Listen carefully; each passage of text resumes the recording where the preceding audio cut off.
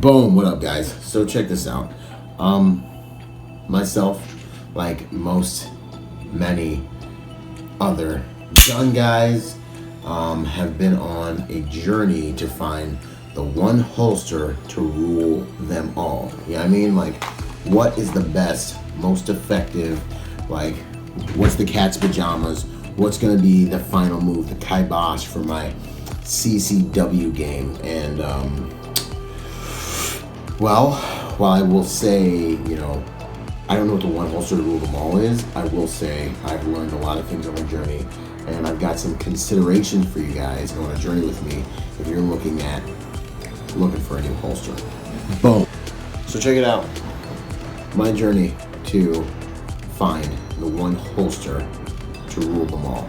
Here's the game. Bought a gun and needed to get it in a holster. I was in Florida. I bought a couple guns actually. I was like in America where you can actually buy guns and like walk out of the store, unlike California.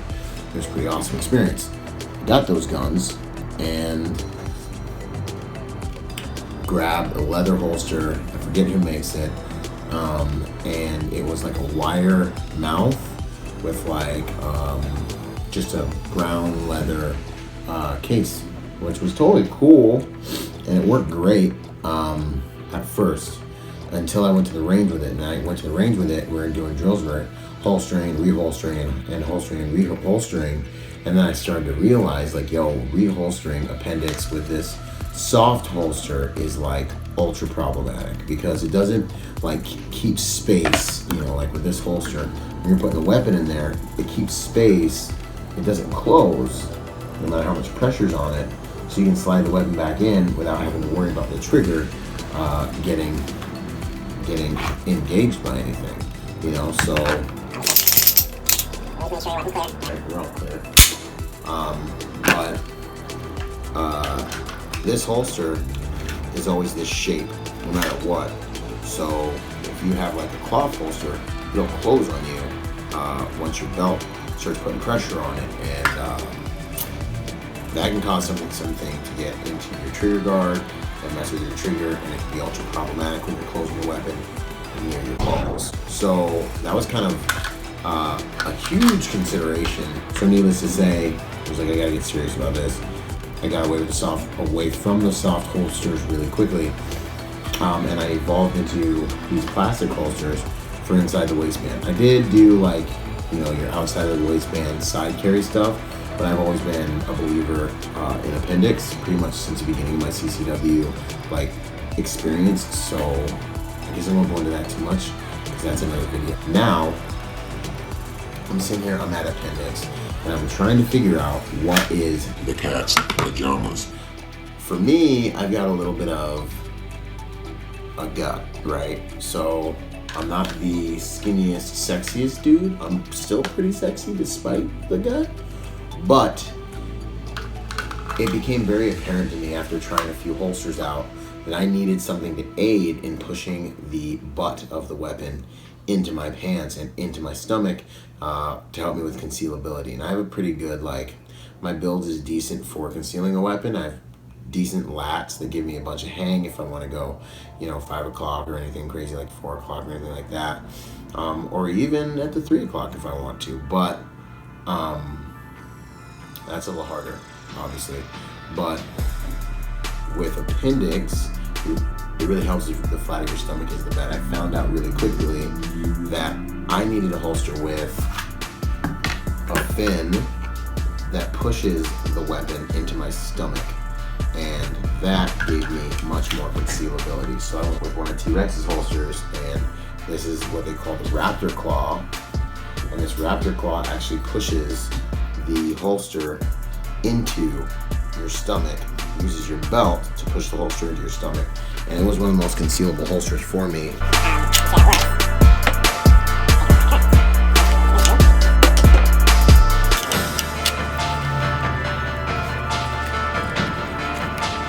Boom. Raptor Claw. So as you can see, that's pretty good concealability. I loved it. I love the Raptor Claw, and I love the T-Rex holster. After a while though, I started to realize, this wasn't that comfortable. I want something with a little more comfort. since I'm carrying every single day. I found G-Code, love G-Code. All my boys roll G-Code. I was like, yo, let me try out this G-Code situation. Threw it on, Tactical Fuzz. I don't know about you guys, but I think the Tactical Fuzz makes a plastic holster or Kydex holster way more comfortable. The thing about the leather is it makes the holster more comfortable, straight up. But the Tactical Fuzz also makes the holster more comfortable. Now, granted, the leather's gonna have more give to it, but the Tactical Fuzz, man, I love my Tactical Fuzz. In fact, I wanted to get a holster really bad from Guncraft, but for whatever reason, I think they may have went out of business or something like that, so didn't get a chance to do that. But they're the only company I know of that makes holsters that have the Raptor Claw and the Tactical Fuzz. If you guys know any other companies that make holsters with Raptor Claw or whatever they want to call it, Claw and Tactical Fuzz, put it in the messages below because I'm gonna buy a holster from them. Nonetheless, in the meantime, boom, G-Code was awesome. If you're really flat stomach dude, and either of these, G-Code, Incog, are really good holsters. The cool thing about these holsters is you can drop them in your pants and you can slide your weapon around. So if you don't want to go appendix and you want to go, 5 through 6 o'clock, you can with this holster. You just go ahead and throw it on, boom, and you do that, and it's pretty awesome. G-Code, Incog, Thug Life holster. But the T-Rex also functionally fantastic holster. Side note, these clips right here, these Haley Strategic clips for holsters, or just these types of clips, I've heard them called a million different things since I've been in the game, seriously. They are my personal favorite way to fasten my holster to my belt. So this is another way that G-Code actually had one advantage over my T-Rex, even though I still have my T-Rex, I still like my T-Rex. There's just pros and cons to all of them.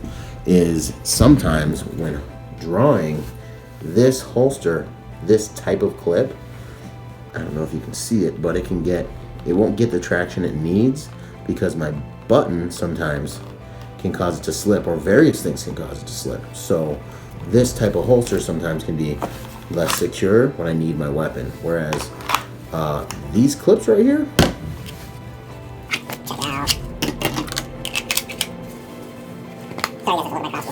okay, less concealability because the buttstock's not being pushed into my stomach by this clip anymore.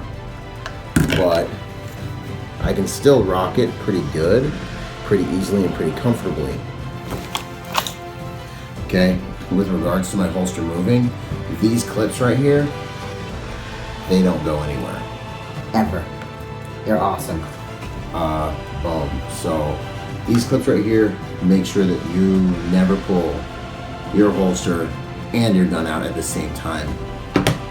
For me personally, that has happened with these clips. And these are clips that are like commonly used. And I'm like, does no one else have the same problems I do?